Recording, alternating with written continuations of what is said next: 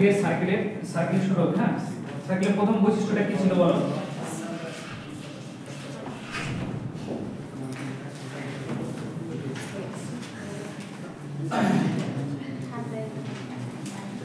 এক নম্বর প্রপার্টি যেটা লিখেছিলাম সেটা কি ছিল বলো সার্কেলে? খাতা দেখে বলো কি ছিল?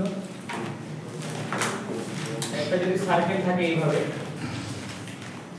সার্কেলের একটা সেন্টার থাকে ও সেন্টার থেকে একটা যদি কর্ড বা জ্যা তুমি নাও এখানে নিচে,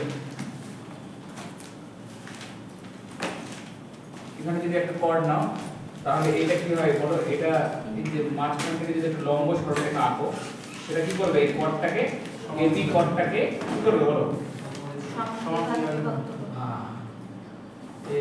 এবিটাকে ধরো এবি যেহেতু করেছে, তাহলে এটা কি করবে বলো? এখানে যদি 90 ডিগ্রি হয়, 90 ডিগ্রি হয়, তাহলে এম বিন্দুটা, এই যে এম বিন্দুটা, সেটা এই কর্ডটাকে সমান দুই ভাগে ভাগ করবে। এটা শিখেছিলাম তো কি লাইব্রেরি। আর তুমি যদি এইটা জুড়ে দাও ও আর বি, তাহলে এটা তখন কি হয়? রেডিয়াস। আর তখন ও এ বি একটা সমকোণী ত্রিভুজ এখানে তৈরি হয়, দিয়ে এখানে ট্রিটমেন্টগুলো অ্যাপ্লাই হয়। বুঝতে পেরেছো? একটা তো এটা ছিল। আর দুই নম্বরের বৈশিষ্ট্যটা কি ছিল? দুই নম্বর প্রপার্টিসটা কি ছিল? দেখো লেখা আছে।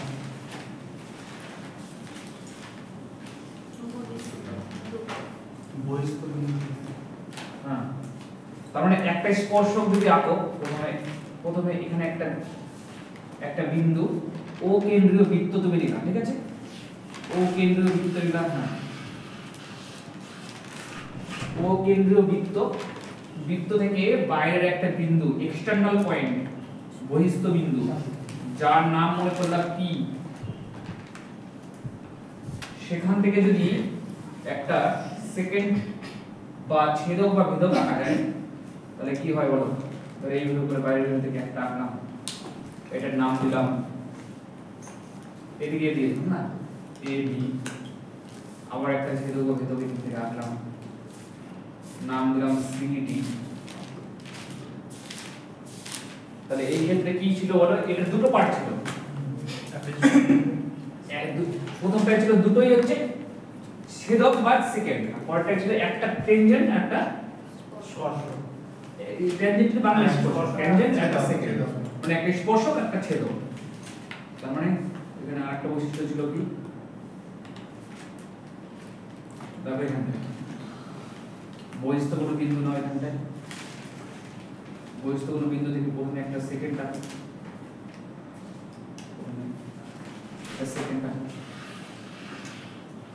এটা এ বিন্দু, এখানে এ দেওয়া আছে, এটা সে দাও, এ বিন্দু, বহিস্থ বিন্দুটার নাম কি? আর এখান থেকে যদি একটা স্পর্শক আঁকো, স্পর্শক মানে টাচ করে চলে যাবে, এটার নাম মনে করো, এই যে বিন্দুতে টাচ করেছে, এটা এই বিন্দুটার নাম মনে করো টি বিন্দু।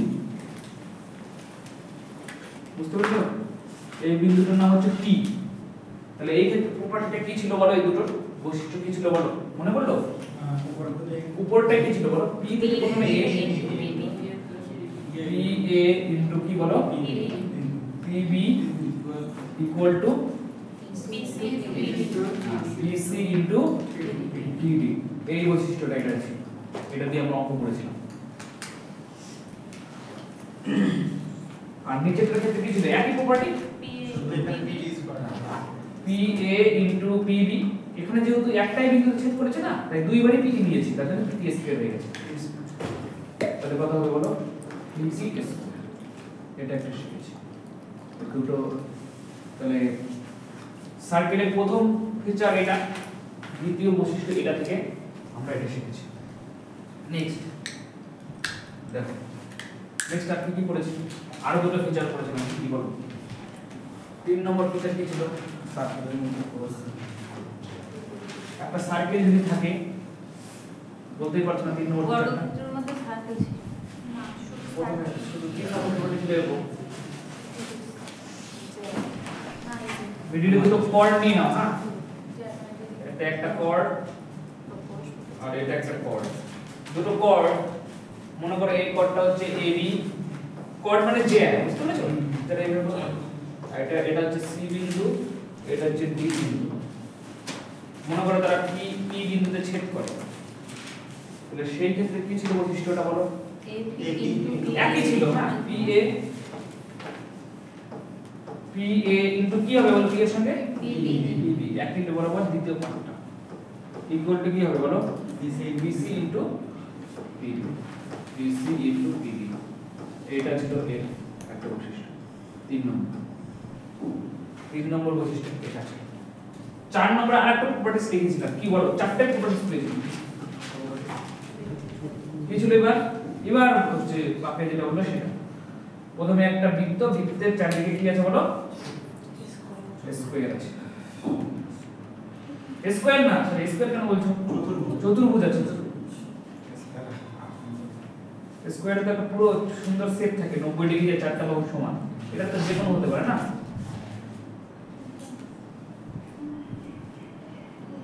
এরকম দিয়ে থাকে সাপোজ মনে করো এটা ও কেন্দ্রীয়। বৃত্তের নাম সবসময় কি হয়? কেন্দ্র দিয়ে বিচার হয়, বুঝতে পেরেছো? বললাম ও, তার মানে তোমাকে বলতে হবে ও কেন্দ্রীয় বৃত্ত। তাহলে বুঝবে এই বৃত্তটার কথা বলছো। এ বি সি ডি যদি হয় তাহলে এইটার ক্ষেত্রে কি ছিল প্রপার্টিটা?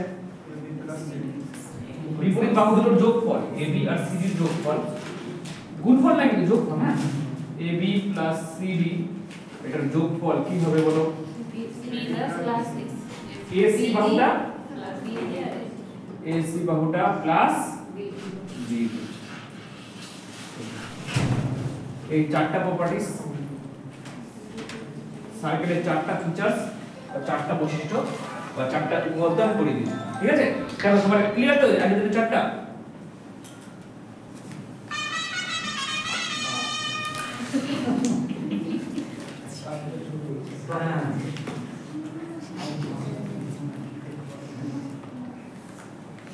না, এটা করো।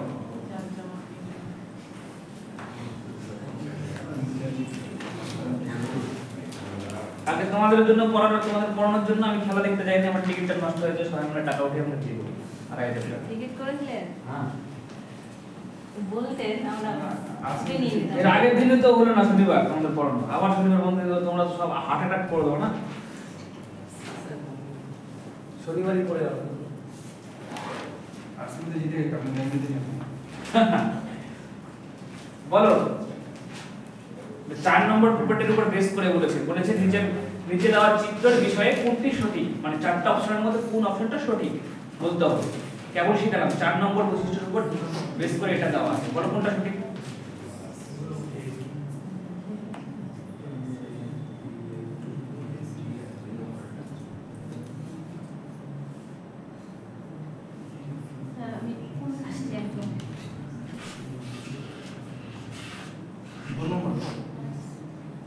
বিপরীত বাহু দুটোর যোগফল, এদিকে বিপরীত বাহু দুটোর যোগফল কোথায় লেখা আছে সেটা দেখো। দেখো এখানে AB এর সঙ্গে কি আছে বলো? AB যোগ AD, মানে এই পাশেরটা দেওয়া আছে, AB দেওয়া আছে আর তার সাথে AD দেওয়া আছে প্রথম অপশনটাতে। কারণ প্রথম অপশনটা তো হচ্ছেই না, প্রথম অপশনটা হচ্ছে না आंसर। আমরা জানি বিপরীত বাহু দুটোর যোগফল সমান হবে, প্রথমটা হচ্ছে না आंसर। আরে 3 নম্বরটা কোনোভাবে চান্স নেই হওয়ার, এটা আর কোন প্রপার্টি কোনো কিছু করে নি। এটা দেখো বিপরীত বাহু আছে কিনা। প্রথমে দেখো AD এটা তার সঙ্গে BC দিতে হবে, ঠিক BC নাম আছে, AD আর BC যোগ সমান কি হবে? AB আর C, মানে পাল্টে দিয়েছে, বুঝতে পেরেছো? না আলটিমেটলি ওরা বলতে চাইছে বিপরীত বাহু দুটোর যোগফল সমান। তাহলে কোনটা সঠিক বলো?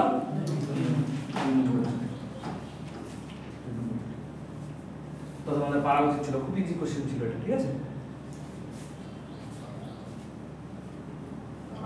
আচ্ছা, তোমাদের মাথা কিন্তু ঠিক থাকবে, ঠিক আছে? না এটা করো পুরো।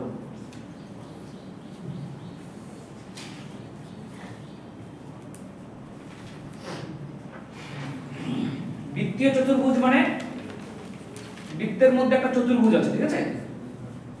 তার মানে আমরা বলতে চাই যে বৃত্তের মধ্যে একটা চতুর্ভুজ, আমি এঁকে দেই বৃত্তীয় চতুর্ভুজ। বৃত্তীয় চতুর্ভুজ মানে হচ্ছে বৃত্তের মধ্যে একটা চতুর্ভুজ আছে, চারটা বাহু আছে, তাকে চতুর্ভুজ বলে। এরকম ভাবে ছবিটা আঁকো, বৃত্তীয় চতুর্ভুজ। বৃত্তীয় চতুর্ভুজ মানে কি? বৃত্তের মধ্যে একটা চতুর্ভুজ আছে, চতুর্ভুজটার নাম হচ্ছে কি ABCD, A B C D. সবাই বুঝতে পেরেছো? বলেছে এই চতুর্ভুজটার দুটো কর্ণ এসি এবং বিডি। দেখো এই যে এসি একটা কর্ণ আর একটা বিডি কর্ণ পরস্পরকে কোন বিন্দুতে ছেদ করেছে? পি বিন্দুতে ছেদ করেছে। পি বিন্দুতে ছেদ করেছে। তাহলে বলো নিচের কোনটা সঠিক হবে? তোমরা জানো এই কোশ্চেন আনসার। হ্যাঁ ওটাই বলেছে, তোমাদের সাথে জাস্ট কনফিউশন করেছে। দেখো এখানে কর্ণই তুমি যেটা মানে চতুর্ভুজটার কর্ণ সেটা তো আলটিমেটলি বৃত্তটার দুটো জ্যা। তাহলে বৃত্তের জ্যা যদি কোনো বৃত্তের মধ্যে থেকে যদি একে অপরকে ক্রস করে পি বিন্দু মানে ইন্টারসেক্ট করে তাহলে প্রপার্টিটা কি হয় বলো? ওটাই এখানে বলেছে। কোনটা সঠিক বলো? বলো বুঝতে পারছি। আমরা জানি এপি ইনটু কি হবে বলো? সিপি। তাহলে সিপি এপি তাহলে কোনটা? এটা তো না এপি আর বিপি না, এপি আর সিপি। দেখো তিন কত নম্বর পড়েছিল? 3 নম্বর। 3 নম্বর 3 নম্বর প্রপার্টি এটা থেকে। তাহলে কোনটা आंसर হবে বলো? এপি আর সিপি। হ্যাঁ 2 নম্বর। কি সব কেউ বুঝতে পারলে কিনা কোশ্চেন? কোশ্চেন তো খুব ইজি। হ্যাঁ এগুলো সব পরীক্ষায় শিখে দেবো না। এবার দেখো তাহলে তোমাদের মনে পড়িয়ে দিলাম আজকের বিষয়গুলো একটু একটু কঠিন হবে, তো ভয় পাওয়ার কিছু দরকার নেই। সুন্দর করে শেখাবো, একদম মনোযোগ দেওয়া করে শুনতে হবে। প্রথমে একটা বৃত্ত আঁকো।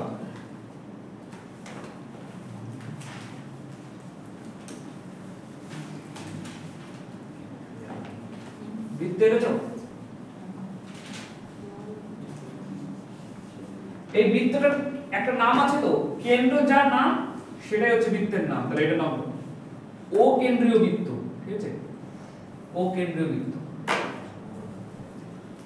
এই হয়েছে সবার ক্লিয়ার? ঠিক আছে। এবার বৃত্তের উপর একটা কি নাও বলো? আর্ক। আর্ক নাও। ঠিক আছে, আর্ক মানে কি? ছোট্ট একটা অংশ।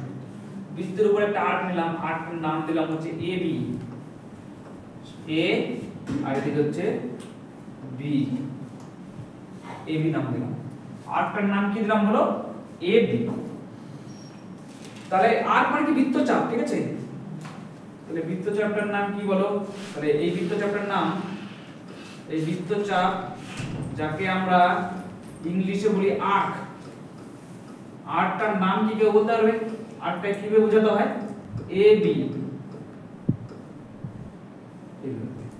সরলরেখা থাকলে এ বি। দেখো একটা সরলরেখার দুটো প্রান্ত যদি জানতে পারি তাহলে আমরা সরলরেখাটাতে এ বি বলি না, কিন্তু তার উপরে একটা স্ট্রেট লাইন দিতে হয় যাতে আমরা বুঝতে পারি এটা একটা সরলরেখা। এখানে আর্কটার আমি এরকম নাম দিলাম কেন? বুঝতে পারলাম এ বি যেটা সেটা একটা আর্ক, উপরে কাট করে দিয়েছি। আর সরলরেখা যদি থাকতো তাহলে এটা। এবার দেখো তোমার মনে করে দাদা এখানে এ বি সরলরেখা, সরলরেখা না না এ বি কাটটার কথা বলছি। এটা তো আমি লাইনটা যুক্ত করেছি তোমাদের একটা জিনিস বোঝানোর জন্য। কি বলো? আচ্ছা যদি এ কোণ এখানে ছেদ করে দাও আর বি কোণ এখানে ছেদ করে দাও, বুঝছে? তাহলে A B arc, A B arc কেন্দ্রে একটা কোণ তৈরি করেছে না? তাহলে ওই কোণটাকে বলা হয় কেন্দ্রস্থ কোণ। বুঝা গেল কি বললাম? কেন্দ্রের উপর আছে তার জন্য কোণটার নাম কি বলো? কেন্দ্রস্থ কোণ। তাহলে এখানে কেন্দ্রস্থ কোণ কত বলো? কেন্দ্রস্থ কোণটার নাম কি? কেন্দ্রস্থ কোণ কত বলো? কেন্দ্রস্থ কোণ কিভাবে নাম বলো? কোণের তিন প্রান্তের নাম দিতে হয়। প্রথমে এ ও বি, আর কোণ অ্যাঙ্গেল দিতে হয় আর লিখতে হয় এ ও বি। সবাই ক্লিয়ার? তাহলে কেন্দ্রস্থ কি? তার মানে আমি কি বুঝালাম?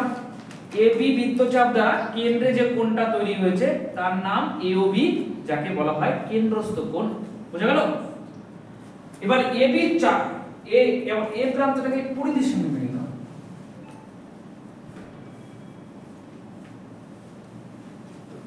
মিলিয়ে দাও। মনে করো এটা সি বিন্দুতে মিলিত হচ্ছে। সি বিন্দুতে নাও।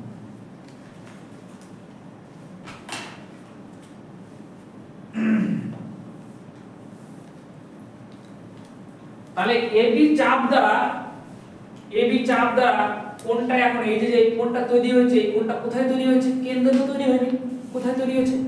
পরিধির উপর তৈরি হয়েছে, বৃত্তটার উপর তৈরি হয়েছে না, বৃত্তটাকে কি বলা হয়? পরিধি। তো পরিধির উপর তৈরি হয়েছে, তাহলে ওই কোণটার নাম হচ্ছে পরিধিস্থ কোণ। বুঝা গেল? কি বললাম? পরিধির উপর তৈরি হয়েছে, তাই পরিধিস্থ কোণ।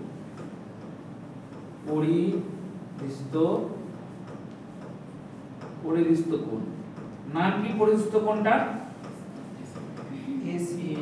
কিভাবে করবো? বলো এ সি ডি, কোণ চিহ্ন দিতে হবে প্রথমে, তারপরে এ সি ডি, তাহলে এই কোণটার কথা বলা হবে এ সি ডি কোণ। ঠিক আছে? সবসময় মনে রাখবা কেন্দ্রস্থ কোণ আর পরিধিস্থ কোণ, বুঝা গেছে কি জিনিস? সবসময় মনে রাখবা কেন্দ্রস্থ কোণ যেটা, সেটা পরিধিস্থ কোণের ডাবল হয়। ছোটবেলায় পড়েছো কেন্দ্রস্থ কোণ পরিধিস্থ কোণের দ্বিগুণ, প্রমাণ করো মাধ্যমিক আসতো। আসতে কি আসতো না? এখন আসে। তাহলে কি বলো? তাহলে আমার তো প্রমাণের দরকার নেই, আমার শুধু জানতে হবে কেন্দ্রস্থ কোণটা, মানে কেন্দ্রে যে কোণটা তৈরি হয়েছে সেই কোণটা হচ্ছে পরিধিস্থ কোণের ডাবল। ঠিক আছে? তাহলে সবসময় মনে রাখতে হবে, এখান থেকে কি যেটা মনে রাখতে হবে সেটা হচ্ছে কি, কেন্দ্রস্থ কোণ মানে কেন্দ্রে যে কোণটা তৈরি হয়েছে, কেন্দ্রস্থ কোণ পরিধিস্থ কোণের কি বলো? পরিধিস্থ কোণের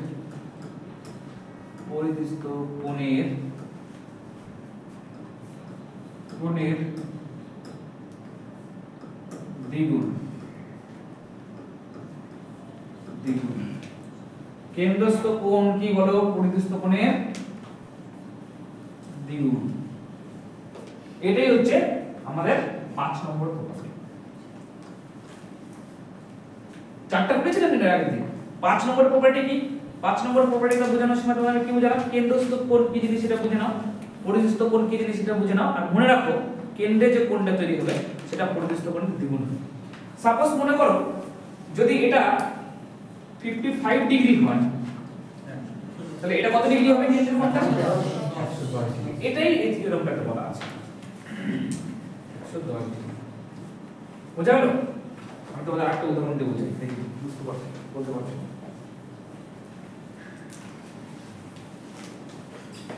ধরো এখানে A বিন্দু নিলাম, এখানে B বিন্দু নিলাম, এই বিন্দুটা A, এই বিন্দুটা A আর এই বিন্দু B। তোমরা কি করবে? এটা একদম সুন্দর করে যোগ করবে। ঠিক আছে? আর এটার কেন্দ্র মনে করো O। তাহলে এই অ্যাঙ্গেলটার নাম কি? বলো এই অ্যাঙ্গেলটা AOB কোণ। কেন্দ্র তৈরি হচ্ছে কেন্দ্রস্থ কোণ। এখানে একটা পরিধির উপর একটা, এখানে একটা বিন্দু নিলাম, আর এখানে এটাকে A কানেক্ট করে দিলাম আর B এর সাথে কানেক্ট করে দিলাম C বিন্দুতে। তাহলে এটা কি? এটাকে কোন কোণ বলবো? ACB কোণটাকে কোন কোণ বলবো? পরিধিস্থ কোণ। পরিধির উপর অসংখ্য বিন্দু আছে, তাহলে এরকম অসংখ্য পরিধিস্থ কোণ পাওয়া যাবে। আবার এর সঙ্গে এটা কানেক্ট করে দাও, আর এটার সঙ্গে B কানেক্ট করে দাও, তাহলে এটা মনে করো D বিন্দুতে আছে, তাহলে এই কোণটা পরিধির উপর তৈরি হয়েছে, তাহলে এটাও কি বড় পরিধিস্থ কোণ। তার মানে AB বৃত্তচাপ দ্বারা, সেম বৃত্তচাপ দ্বারা কেন্দ্রে যে কোণটা তৈরি হয়েছে সেটা পরিধির কোণের দ্বিগুণ হবে। বুঝা গেল? বৃত্তচাপটা কিন্তু সেম থাকতে হবে। দেখো কেন্দ্রে যে কোণটা তৈরি হয়েছে এখানে কেন্দ্রে, সেটা AB এর উপর ডিপেন্ড করে তৈরি হয়েছে, আর পরিধির উপর যে কোণটা তৈরি হয়েছে সেগুলো কি হচ্ছে বলো? AB কে নিয়েই তৈরি হয়েছে। মানে সেম বৃত্তচাপের উপরে কেন্দ্রে কোণ বানাতে হবে, পরিধির উপরে তুমি যে কোণ বানানো কেন সেটা কি হবে বলো? পরিধির কোণের ডাবল হচ্ছে কেন্দ্রের কোণ। তাহলে এখানেও আমি একটা কোণ বানাতে পারি, যেমন আগের ছবিটা বানিয়েছি, এখানে একটা কোণ, এখানে একটা কোণ বানাতে পারি, এটাও একটা পরিধিস্থ কোণ, ই নাম দিয়ে দিলাম এখানে। এখানে একটা কোণ বানাতে পারি, অসংখ্য এরকম কোণ বানানো যেতে পারে।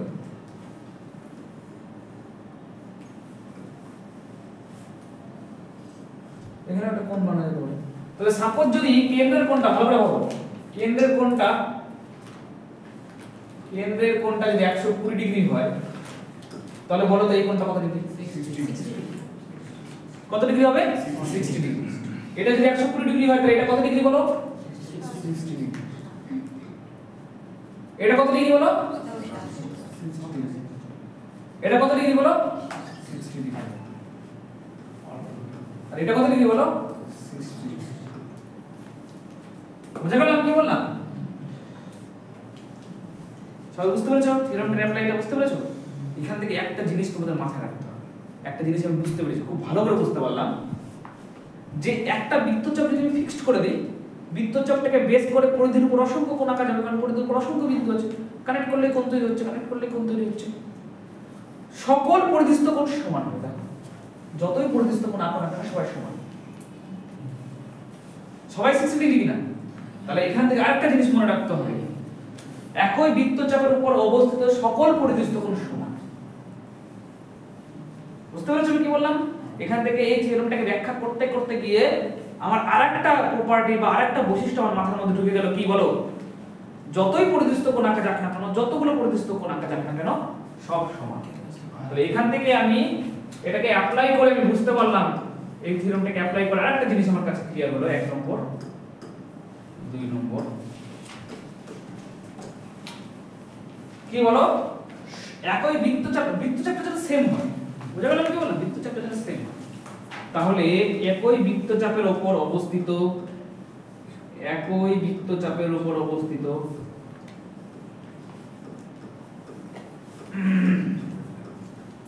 বৃত্তচাপের উপর অবস্থিত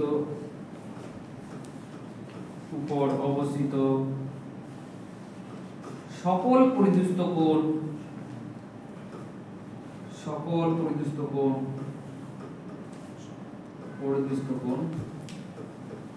পরিধিস্থ কোণ কি বলো? কোণ সমান।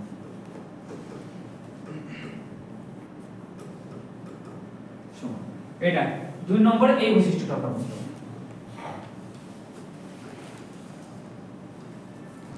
2 নম্বর এই বৈশিষ্ট্যটা না, কারো কোনো অসুবিধা থাকলে আপনি জিজ্ঞাসা করতে পারেন, ঠিক আছে?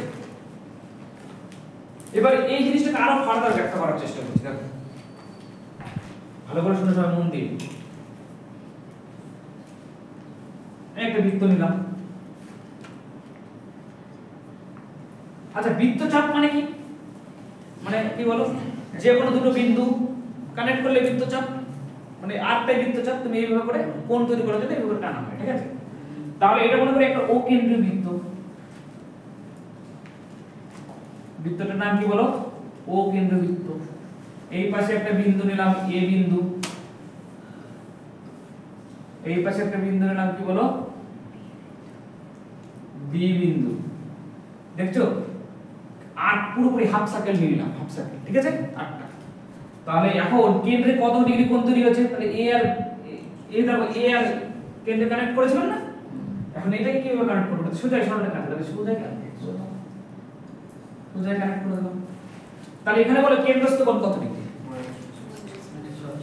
হাফ সার্কেল 180 ডিগ্রি কেন্দ্রস্থ কোণ। কেন্দ্রস্থ মানে কত? তুমি এইদিকে দেখো কত ডিগ্রি হচ্ছে বলো? 180 কেন্দ্রস্থ কোণ উপরে 180 ডিগ্রি। এখন এই বৃত্তচাপ দ্বারা পরিধির উপর একটা কোণ নিবি, এখানে একটা কোণ নিবি, বলো এটা কি পরিধিস্থ কোণ নাকি পরিধিস্থ কোণ না? পরিধিস্থ কোণ। কোন পরিধিস্থ কোণ? এবি বৃত্তচাপ দ্বারা নির্মিত পরিধিস্থ কোণ, ঠিক আছে? আচ্ছা তাই যদি হয়, মনে করো এটা সাপোজ কিসে আছে, তাহলে আমাকে কেউ বলতে হবে এটা কত ডিগ্রি হবে? 90 ডিগ্রি। হ্যাঁ এখান থেকে আরেকটা বুঝতে পারলাম। কি বুঝতে পারলাম? বৃত্তের অর্ধেকের উপরে যদি কোনো বৃত্তস্থ কোণ থাকে সেটা কি বলা হয়? এই কোণটাকে বলা হয় বৃত্তের অর্ধেক হচ্ছে অর্ধবৃত্তস্থ কোণ। অর্ধেক বৃত্তের মধ্যে আছে না, দেখো কোণটা অর্ধেক বৃত্তের মধ্যে আছে না, তার জন্য এটাকে বলে অর্ধবৃত্তস্থ কোণ। সেটা সবসময় 90 ডিগ্রি হয়। বুঝা গেল আমি কি বললাম? মানে ব্যাসের উপর ডিপেন্ড করে যদি তুমি কোনো কোণ বানাও সেটা অলওয়েজ 90 ডিগ্রি হবে। সেটা কিন্তু এখান থেকেই পেলাম আমি, ঠিক আছে? তাহলে কি এখান থেকে কি করব? এখান থেকে কি লিখবো? অর্ধবৃত্তস্থ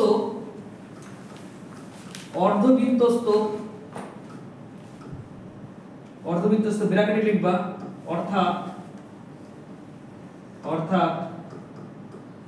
ব্যাসকে কাজে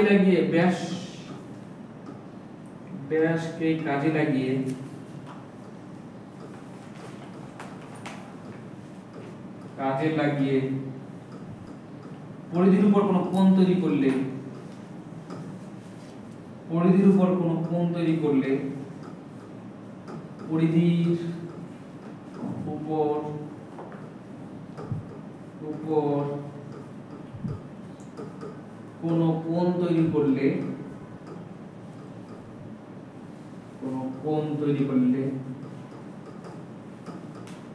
করলে সেটি 90 ডিগ্রি হবে, সেটি 90 ডিগ্রি হবে। ব্র্যাকেট, তার মানে অর্ধবৃত্তস্থ কোণ সমকোণ হয়। মানে এই অর্ধবৃত্তস্থ কোণ সমকোণ, এটার মানে হচ্ছে ব্র্যাকেটে লেখা আছে।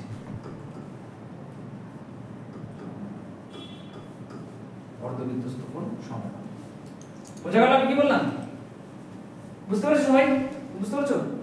অর্ধবৃত্তস্থ কোণ সমকোণ, এই তিনটাই বৈশিষ্ট্য পরীক্ষায়, এই তিনটাই উপপাদ্য 10 এর বই আছে, আর তিনটার মধ্যে একটাই আমাদের পরীক্ষা আসে, যেমন একটা হয় পরীক্ষা আসবে কেন্দ্রস্থ কোণ, বৃত্তস্থ কোণে, বৃত্তস্থ পরিধিস্থ কোণ, ওটাকে বৃত্তস্থ কোণ বলে, কিন্তু বৃত্তের উপরে বসে না, তাহলে পরিধিস্থ কোণের আরেক নাম কিন্তু বৃত্তস্থ কোণ, বৃত্তের উপরে বসে তো তাই বৃত্তস্থ, এটা পরিধিস্থ কোণের উপরে লিখে নাও। কেন্দ্রস্থ কোণ কি হবে বলো? পরিধিস্থ কোণের দ্বিগুণ। বুঝা গেল? আর যতগুলোই পরিধিস্থ কোণ তুমি আঁকো না কেন, তারা সবাই সমান হবে নিজেরা। বুঝা গেল আমি বললাম? অনেক পরিধিস্থ কোণ আঁকা যাবে, সমস্ত পরিধিস্থ কোণ কি হবে বলো? সমান হবে। আর 3 নম্বরে কি বললাম বলো? অর্ধবৃত্তস্থ কোণ সবসময় কত ডিগ্রি হয় বলো? 90 ডিগ্রি। অর্থাৎ ব্যাসকে কালি রেখে যদি কোনো কোণ তৈরি করা হয়, সেটা অলওয়েজ 90 ডিগ্রি হয়। বুঝতে পেরেছো তিনটে বৈশিষ্ট্য? এই তিনটের উপর বেস করে অঙ্ক পরীক্ষায় আসে এবং আসবে। এবার 6 নম্বর পড়ে পড়ি দিই, ঠিক আছে? তারপরে একবারে গাল দিয়ে শেষ করতে হবে চ্যাপ্টার, পরের দিন থেকে অন্য কিছু শুরু করি। 6 নম্বর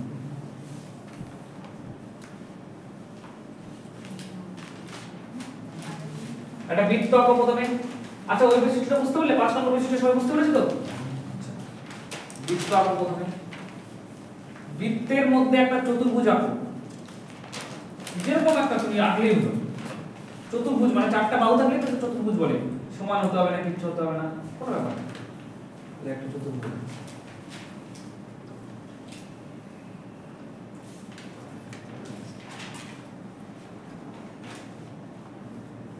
তাহলে এটা কি বলো? বৃত্তের মধ্যে আছে না, তার জন্য এর নাম হচ্ছে বৃত্তস্থ চতুর্ভুজ।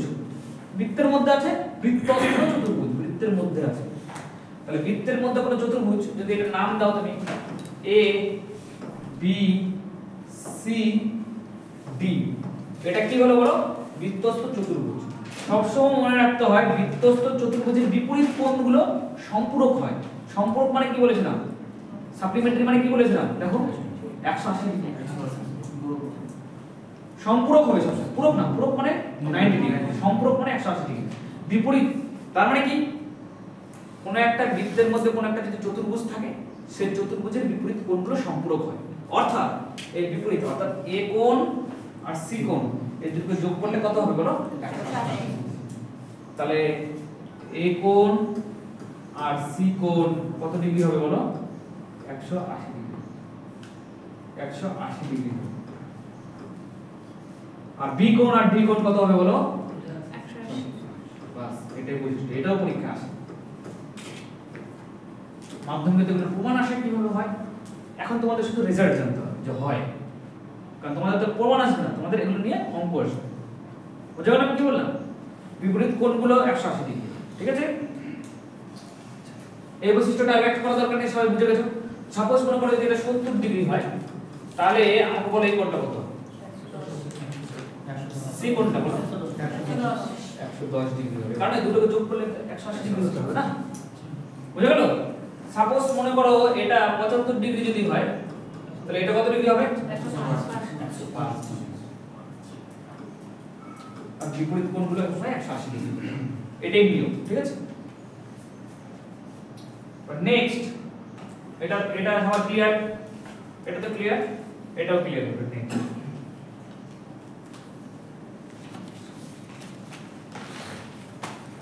এবার খুব ইম্পর্টেন্ট প্রপার্টি, মানে খুবই ইম্পর্টেন্ট, পরীক্ষার পর থেকে কোশ্চেন আসবে, ঠিক আছে? একটা বৃত্ত আঁকো। এটা কত নম্বর প্রপার্টি হবে? 7টা। হ্যাঁ, 12টা প্রপার্টি আছে।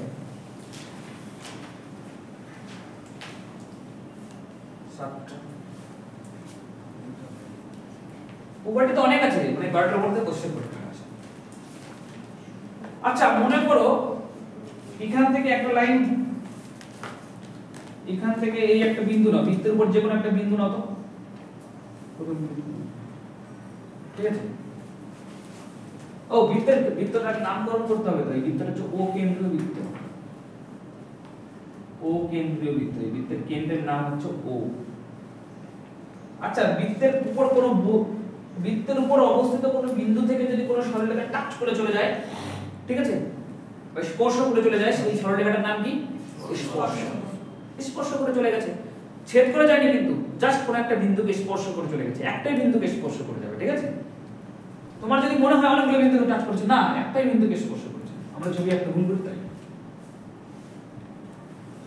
তাহলে একটা স্পর্শক আঁকো, এই বিন্দুটার এখানে, এই বিন্দুটার এখানে একটা স্পর্শক এটা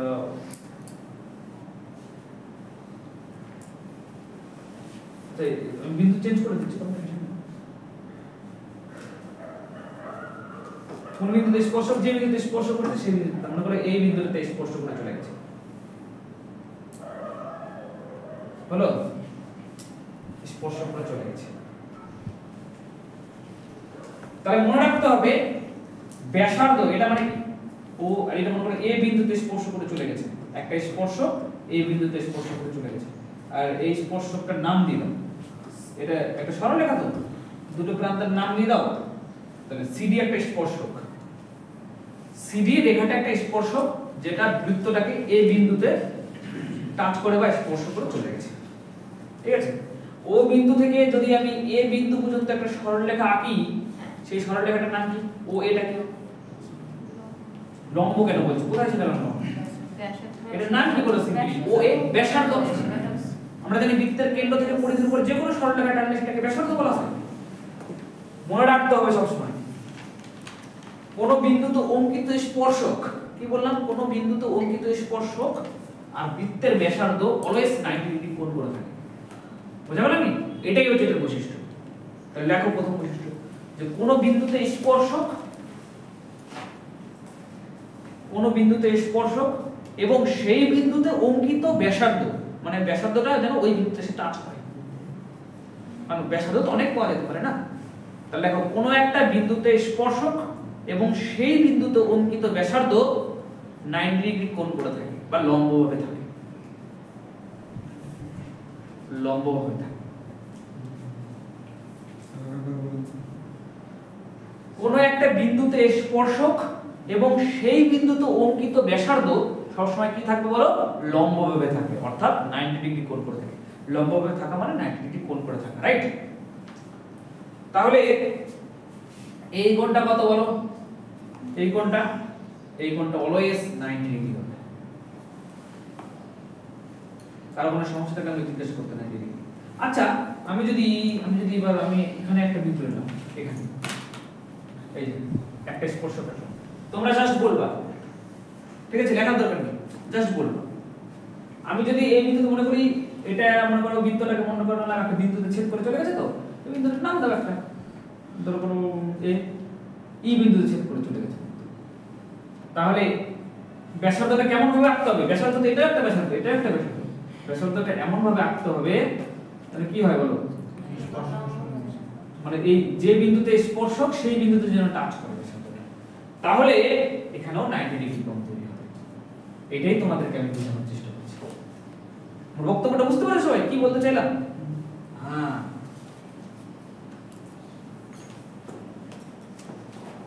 সবাই ক্লিয়ার? এটা ক্লিয়ার হলে ফার্দার আমরা কিন্তু ধীরে ধীরে কঠিন জিনিস শিখবো কিন্তু। হ্যাঁ, এটা ক্লিয়ার যদি হয় তাহলে আমাকে বলবা, কি বলবা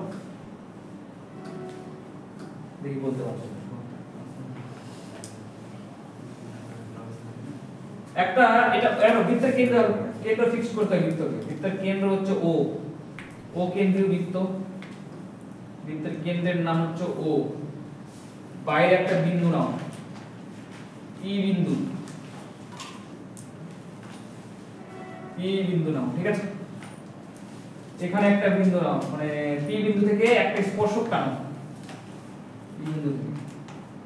পি বিন্দু থেকে একটা স্পর্শক টানো, ছেদক না কিন্তু স্পর্শক, যেটা স্পর্শ করে চলে যাবে। মনে করো এটা স্পর্শক P বিন্দু থেকে স্পর্শক চলে গেছে, এটা আবার দুটো চলে গেছে স্পর্শক। তাহলে এটা একটা স্পর্শক বৃত্তের, যেটা বৃত্তটাকে কোন একটা বৃত্তে টাচ করেছে। মনে করো এই বৃত্তটার নাম দিলাম আমি এম বিন্দুতে মনে করো টাচ করেছে, ঠিক আছে। এবার আমি কি বললাম, একটা সরলরেখা দিয়ে একটা সরলরেখা এইভাবে টেনে নিলাম, তার মানে এই সরলরেখাটার নাম কি বলো, ও এম। এটা হচ্ছে বৃত্তের কি বলো, ব্যাসার্ধ। ব্যাসার্ধ কি না, বুঝতে পারছো সবাই? এটা বৃত্তের ব্যাসার্ধ তো। তাহলে এখানে কত ডিগ্রি কোণ আছে, কোথা থেকে বুঝতে পারলো 90 ডিগ্রি? কারণ একটু আগেই তো আমি শিখিয়ে দিয়েছি যে স্পর্শক আর ওই বিন্দুতে অঙ্কিত ব্যাসার্ধ সবসময় কত ডিগ্রি কোণ করে থাকে বলো। এবার আমি যদি এইটা আর এটা কানেক্ট করে দেই, ভালো করে দেখো, তাহলে যে একটা ত্রিভুজ দেখতে পাচ্ছ, ত্রিভুজ তৈরি হয়েছে। ওই ত্রিভুজটা কোন ধরনের ত্রিভুজ? সমকোণী ত্রিভুজ, কারণ একটা 90 ডিগ্রি। তার মানে কি এটা 90 ডিগ্রি, তাহলে এটা হচ্ছে, এটা কি, এটার নাম কি? এটা প্রতিভুজ। প্রতিভুজ। আচ্ছা, আর যে কোনো একটাকে লম্বভূমি মনে করতে, মনে করো এটা লম্ব আর এটা লম্ব আর এটা। তার মানে এরকম যদি থাকে তাহলে এখানে একটা সমকোণী ত্রিভুজ তৈরি হয়। তখন এখানে যেটা বের করতে বলবে তখন ট্রিপলেট কাজে লাগিয়ে, পিথাগোরাস কাজে লাগিয়ে যেভাবে হোক বের করে নেব। আলটিমেটলি তোমাদের বোঝানোর চেষ্টা করলাম যে ওখানে একটা সমকোণী ত্রিভুজ তৈরি হবে। না জানলে তাহলে বুঝতে পারতো না যে ওখানে সমকোণী ত্রিভুজ তৈরি হবে। আর সমকোণী ত্রিভুজের সমকোণটাই বা কোনটা, 90 ডিগ্রি কোণটাই বা কোনটা, তাহলে অতিভুজ কোনটা? এবার ক্লিয়ার কোনটা অতিভুজ কোনটা লম্ব কোনটা? সবার ক্লিয়ার? এবার যদি এটা বুঝে থাকো, এটা বুঝে থাকো, ফার্দার জিনিসটাকে এক্সপ্লেনেশন করো।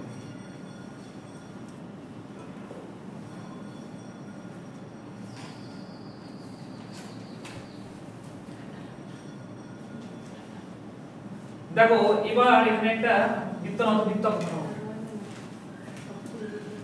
তো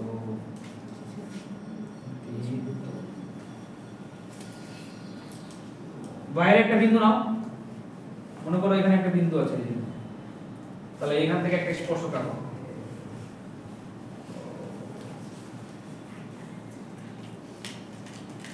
বহিস্থ বিন্দু, মনে করো বহিস্থ বিন্দুটার নাম দাও একটা পি। বাইরে একটা বিন্দু থেকে পি বিন্দু থেকে কি করবা, একটা স্পর্শক টানো। বহিস্থ বিন্দু থেকে একটা স্পর্শক টেনে নাও। মনে করো স্পর্শকটা এ বিন্দুতে টাচ করেছে, ও কেন্দ্রীয় বৃত্ত তো, বৃত্তের কেন্দ্র। আর একটা স্পর্শক নাও এখানে, এই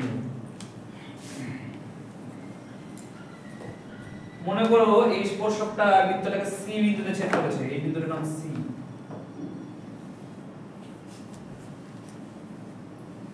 রাইট, সব বুঝতে পারলাম কি বলতে চাইলাম?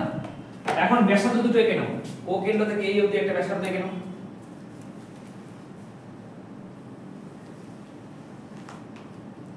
আর এটা ব্যাসার্ধ। এখানে একটা চতুর্ভুজ তৈরি হয়েছে, দেখতে পাচ্ছ সবাই, যার চারটা বাহু আছে।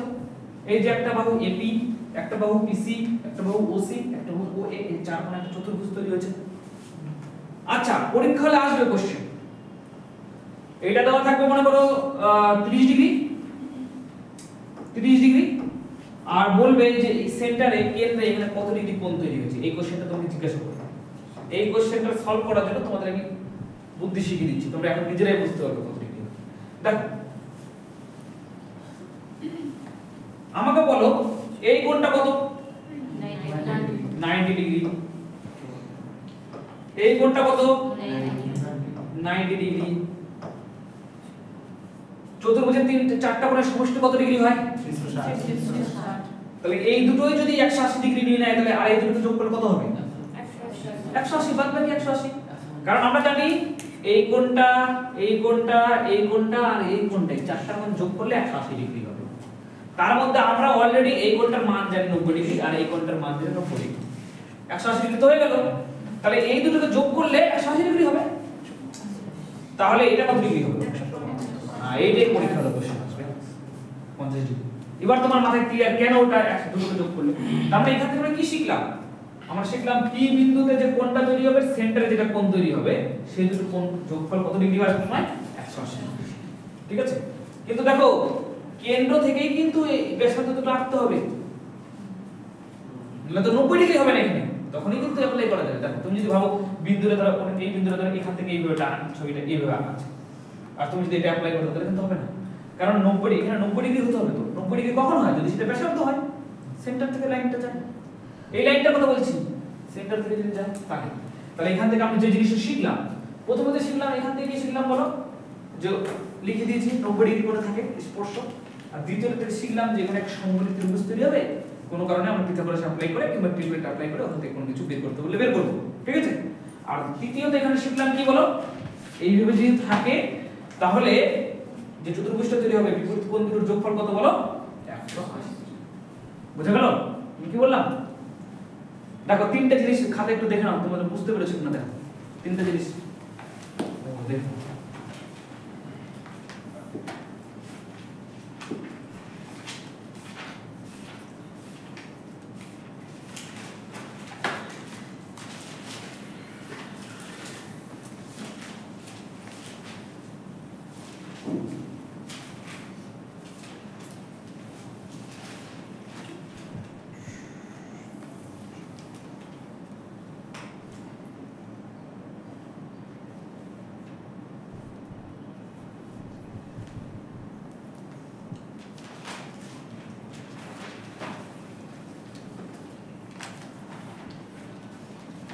বুঝছে? সবাই বুঝেছো? ক্লিয়ার? খাতা দেখে দিই তো, বুঝেছো তো সবাই? দেখো আরো কঠিন জিনিস পড়াবো এবার, কারণ পরীক্ষায় এটার উপর থেকে কোশ্চেন আসে, তোমাদের পড়াতেই হবে, কিছু করার নেই। প্রথমে একটা বৃত্ত আঁকো, বৃত্তর সেন্টারটাকে ঠিক করো। সেন্টারের নাম হচ্ছে ও, ও কেন্দ্রীয় বৃত্ত, ঠিক আছে? বহিস্থ একটা বিন্দু নাও, বহিস্থ একটা বিন্দু হলো। এবার বহিস্থ বিন্দু থেকে দুটো স্পর্শক আঁকো।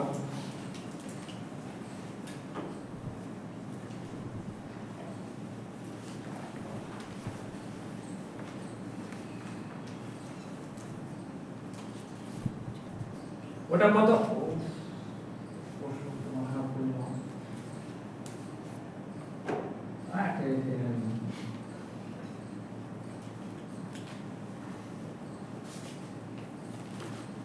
ঠিক আছে?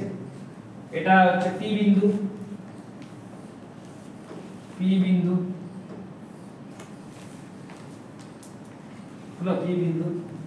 আর এখানে হচ্ছে হ্যাঁ, এখানে এই বিন্দুটার নাম দাও হচ্ছে এ, আর এই বিন্দুটার নাম দাও হচ্ছে, যে বিন্দুতে স্পর্শ করে চলে গেছে সেই বিন্দুটার নাম দাও বি। দিয়েছো সবাই? আচ্ছা, এবার এটাকে এখানে কানেক্ট করে দাও, আর এটা এখানে কানেক্ট করে দাও, যেরকম আগে করেছিলাম। এটা তো বুঝতে পেরেছে?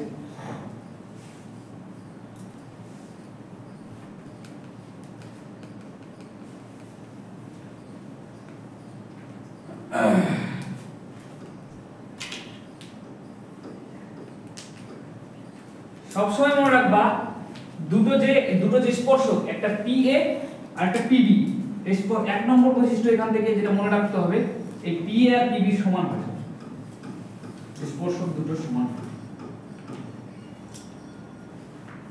স্পর্শক দুটো সমান মানে পি এ এখান থেকে এইটুকু, পি এ আর পিবি সমান, এক নম্বর বৈশিষ্ট্য এটা।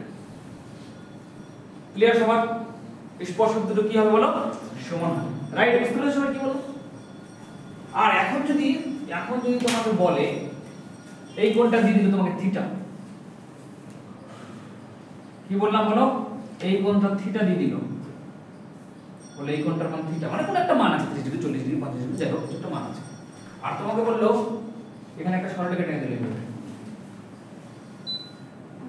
ঠিক করে দিই, একটা সরলরেখা, এখানে একটা অ্যাঙ্গেল দিয়ে দিল x,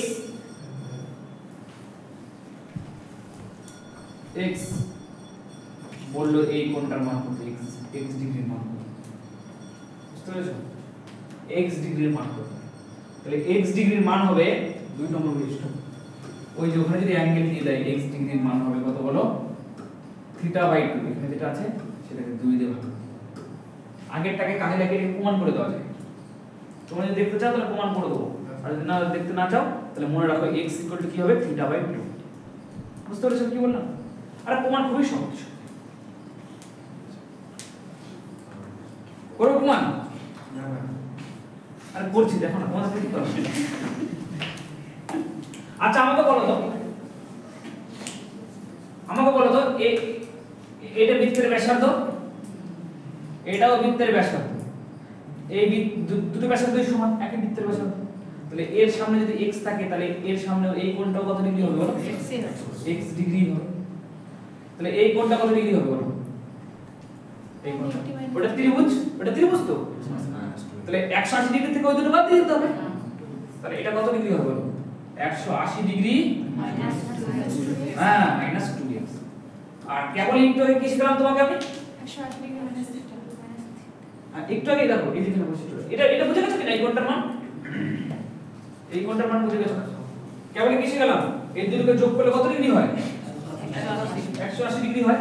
তাহলে এখানে যোগ আর এটা যোগ করি যদি 180 degree minus 2x equal to plus θ equal to কত ডিগ্রি হবে বলো?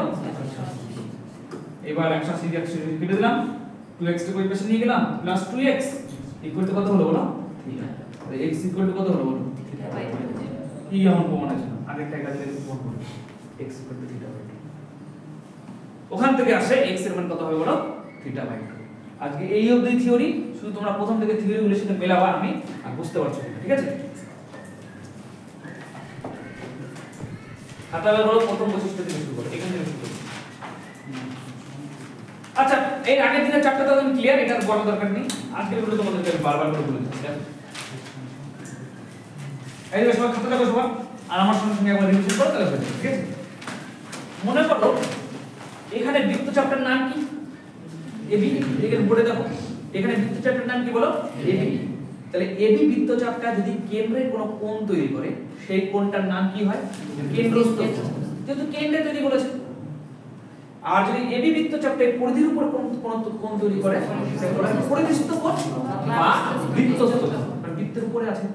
সবসময় মনে রাখতে হবে কোন একটা বৃত্তচাপ যে কেন্দ্রে যে কোণটা তৈরি করছে সেটা পরিধিস্থ কোণের ডাবল হয়।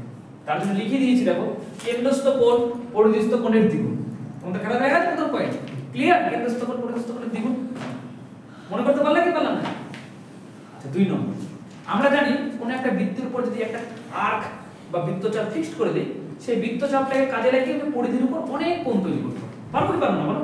এই বিন্দুটা কাজে লাগালাম, একটা কোণ তৈরি হলো, ওই বিন্দুটা কাজে একটা কোণ তৈরি হলো। এটা কথা ভাবো, এখানে যদি একটা বিন্দু নিতাম তাহলে একটা কোণ তৈরি করতে পারতাম না?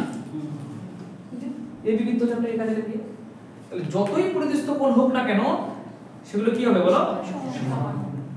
বুঝা গেল? একই বৃত্তচাপের উপর অবস্থিত পরিধিস্থ কোণগুলো সবসময় সমান। এটা কিন্তু এগুলো কিন্তু দেখো অঙ্ক করার সময় কিন্তু কাজে লাগবে, ঠিক আছে? আমি কি বললাম?